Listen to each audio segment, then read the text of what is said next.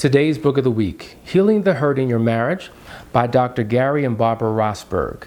This is an important book because pain in a marriage is inevitable.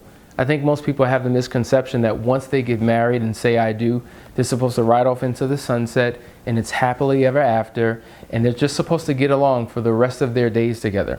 But the reality is there are going to be hurts, there are going to be pains, there are going to be disappointments.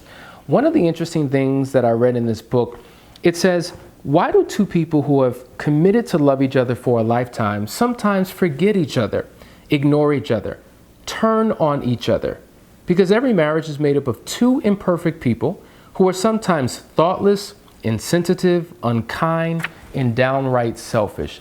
And it's important to know that there are going to be seasons in your relationship when you are not operating at your best self, and neither is your partner. And this is where grace comes in, to understand that, you know what, they weren't hiding who they were from you, but every person has two personalities. I call it the giver and the taker.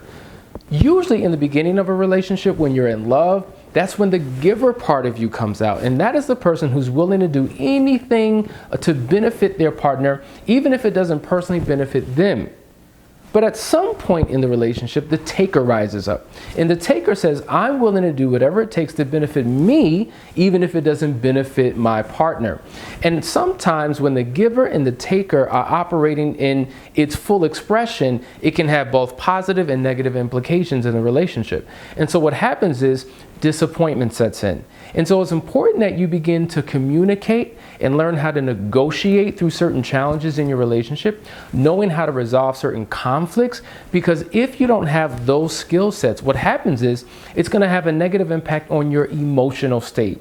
And what's the fact is, when you're not emotionally where you need to be, the relationship suffers. So jealousy and fear and anxiety and depression and regret and bitterness and rage and unforgiveness, all of those things creep into a relationship, and it can really cause an emotional disconnect.